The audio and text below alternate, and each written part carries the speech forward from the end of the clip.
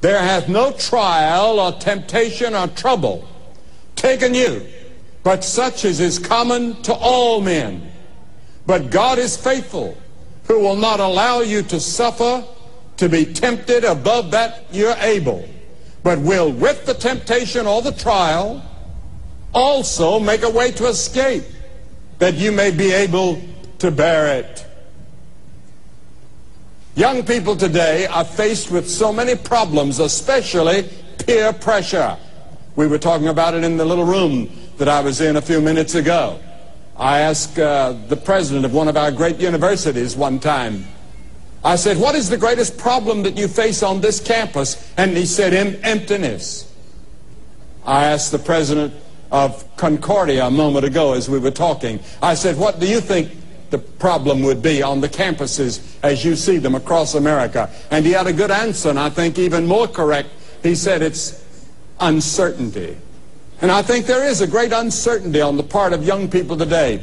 We're talking about going to China in a few weeks. And as we study the Chinese universities, and as we read about China, and as we have been to the Soviet Union and to all the countries in the Eastern world, Eastern Bloc, we've preached in all those countries except Bulgaria. And I find the same thing there. Young people are uncertain. They're also under peer pressure. And the hardest word that young people have to say today is the little word no. Whether it's drugs, whether it's picking up a cigarette, whether it's illicit sex, whatever it is, it's the hardest word. Do you say no when the peer pressure comes? When the hormones begin to rise? When the excitement is there? Yes, we're all tempted. But there's no temptation taken you but what everybody else has had. You say, well, did Jesus have temptations like that? Of course he did. He said it says he was tempted at every point like as we are, yet without sin. Because the moment you're tempted, God provides a way to escape. There's a way out. He provides it. But you have to make the decision to go that way, and when you make that decision, the Holy Spirit is there to help you and give you strength and courage. I believe in watching television. I remember when we first got a television set, we could barely get it. All we got was some snow, but we thought it was great when we saw a little movement. Now we have cable television. Get all kinds of things. But you have to discipline yourself. And you have to say, no, I'm not going to spend all of my time in front of that box. And in many homes, it's become the idol. It's become the God. You go into the home, and everybody's quiet and reverent. You're in front of your God, watching. And that's the way it's become. And even some of our television owners and television personalities are warning us about it and how much harm can come in spending so much time watching television. Jesus said in Luke 21:34, and take heed to yourselves, lest at any time your hearts be overcharged with surfeiting and drunkenness and the cares of this life, so that the day of death comes upon you unawares, or the day of his coming comes upon you unawares. Paul said, make not provision for the flesh to fulfill the lusts thereof. Peter said, for the time past we walked in lasciviousness, lust, excess of wine, revelings, banquetings, and abominable idolatries. What about you? Do you live a disciplined life? Do you live an organized life? Have you got your life organized and disciplined to the point that you can say no to those things that you know that are hurting your body? You see, the Bible teaches that your body is the temple of the Holy Spirit. God doesn't live in a church building. God lives in you.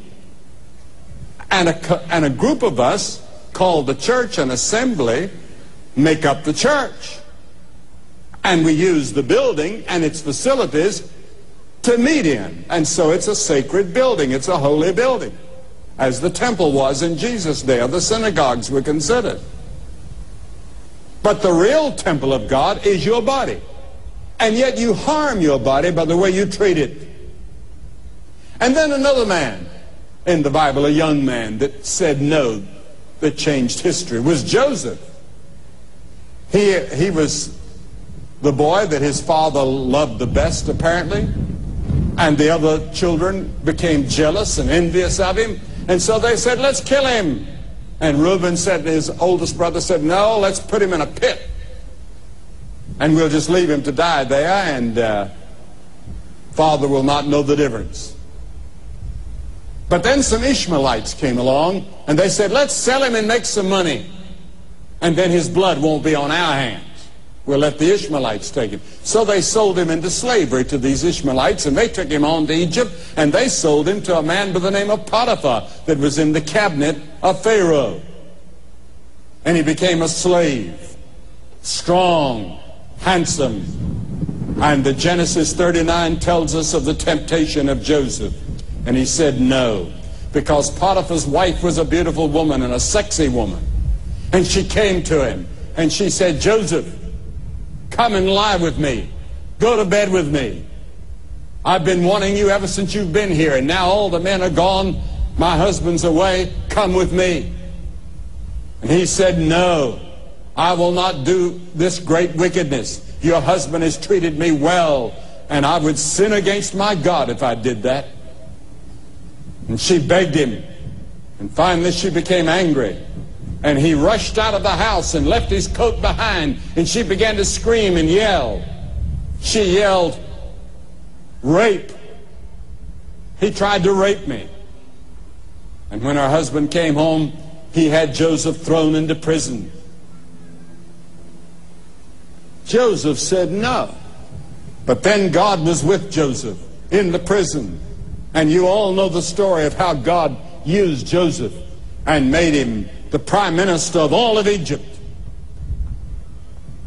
and helped save again his family later on. A long story which I don't have time to tell tonight, but most of you know it, I'm sure. Now the Bible teaches that sex is not a sin. God gave it. It's a gift from God. It's the wrong use of sex that's the sin. God gave you the ability to make love, but within the bonds of matrimony, not outside. Adultery is wrong. That's when two people who are married, and then fornication, unmarried people. It's wrong. It's a sin. And I know that the tremendous urge, especially when you see it at every counter where they sell books and magazines. You see it on the television, you see it in the movies, you see it everywhere, and the whole atmosphere is saturated with the idea of sex. How do you say no? I don't believe young people today can say no without Christ. With Christ and with the Holy Spirit giving you supernatural power, you can say no.